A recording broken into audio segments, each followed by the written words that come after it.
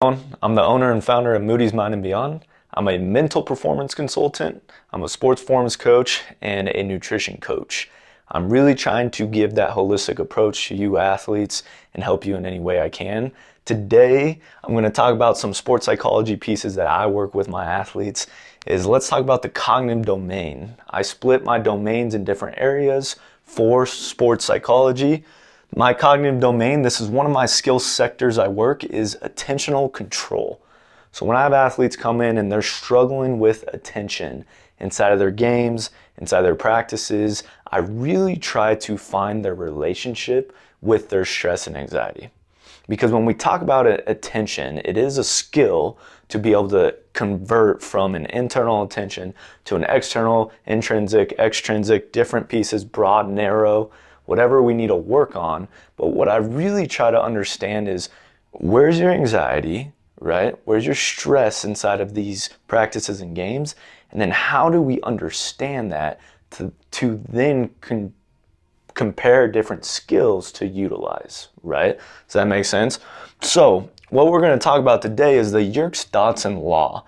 This is the inverted U model. I like this law. I'm going to kind of put in different pieces that I believe, my professional opinion of where we can add pieces inside of this law and talk about it. But I do really like this law to talk about. So inside the Yerkes-Dodson Law, in the inverted U model, on the y-axis here we have performance. Okay, strong performance, weak performance.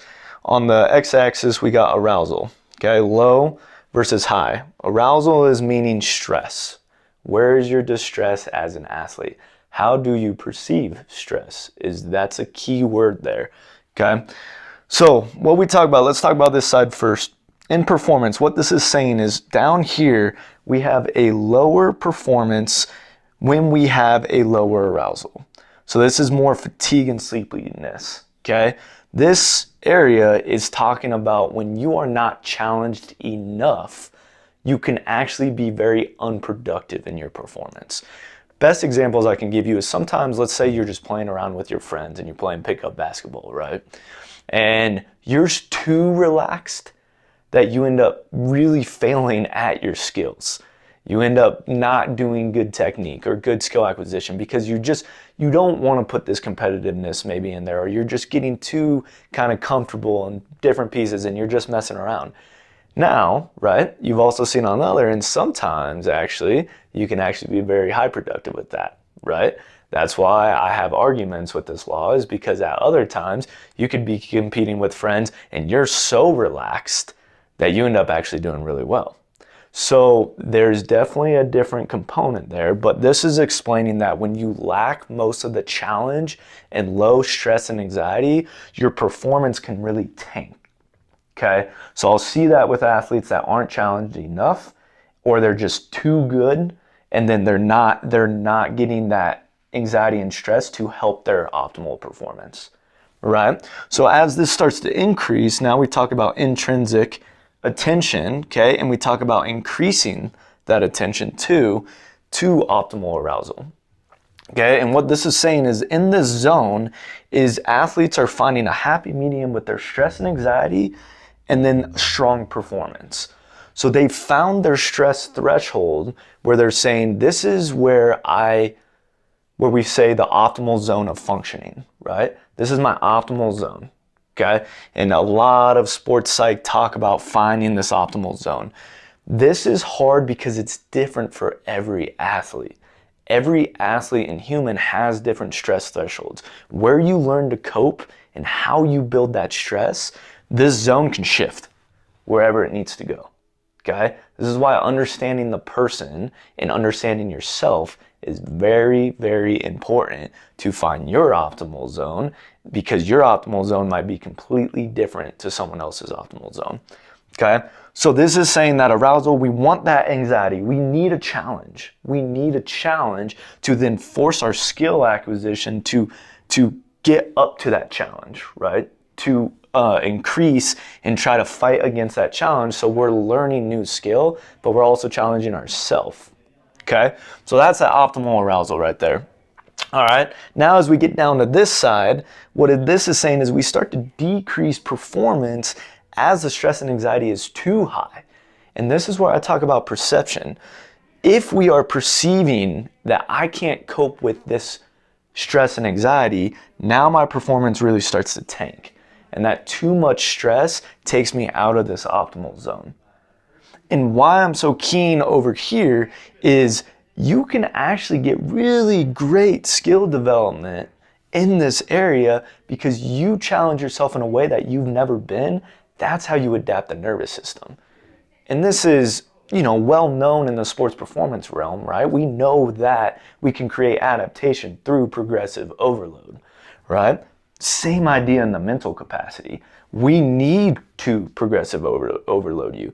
You need to get in positions that you might face somebody who is better than you. I do this a lot with my athletes in training.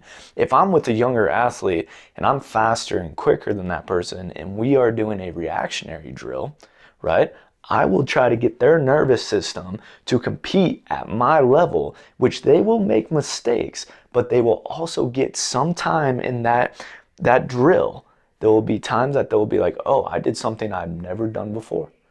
And that's right with the nervous system, where the nervous system says, oh, I can do that. I can actually hit that. Now, can I hit it consistent right now in my motor learning pattern? No, you're not consistent with it. But even just like 10% of that drill, if you hit some crazy like cut or some crazy movement that you've never done at a fast speed, high rate, that's where we start to get that adaptation.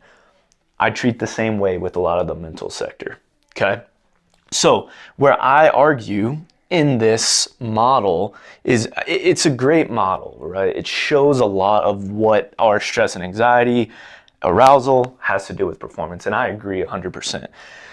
The hardest piece is perception is not really in here. And then perception of eustress versus distress. Okay, so eustress is positive stress and anxiety. Distress is negative distress, right, and anxiety. So this optimal zone of functioning, you've seen people actually function in this area really well, okay? And like I said, I gave you examples. Another great example is when you may stay up late that night, right? And you only got 3 hours of sleep. And now your perception is, well, if I don't do good in this game, right, I'm going to blame it on the sleep, right? Or I'm going to blame it like I didn't prepare and it's all good. I have something else to kind of get out of my head. So I'm just going to go in this game and do whatever I can and try my best. And then every once in a while, you're like, wow, I just had the best game of my life off of 3 hours of sleep. That is a good explanation of how this model fits in. Sometimes it's low arousal, right? Low stress. You're just carefree, can cause strong performance. Okay, on the other end too, okay, sometimes when you're super high challenge, you're the underdog, right? You're the underdog in the competition, or your team's the underdog. You have nothing to lose, right? This could cause a lot of high stress in a way if you're perceiving like, well, this team's 10 times better than us, but can force you to maybe try heavier risks.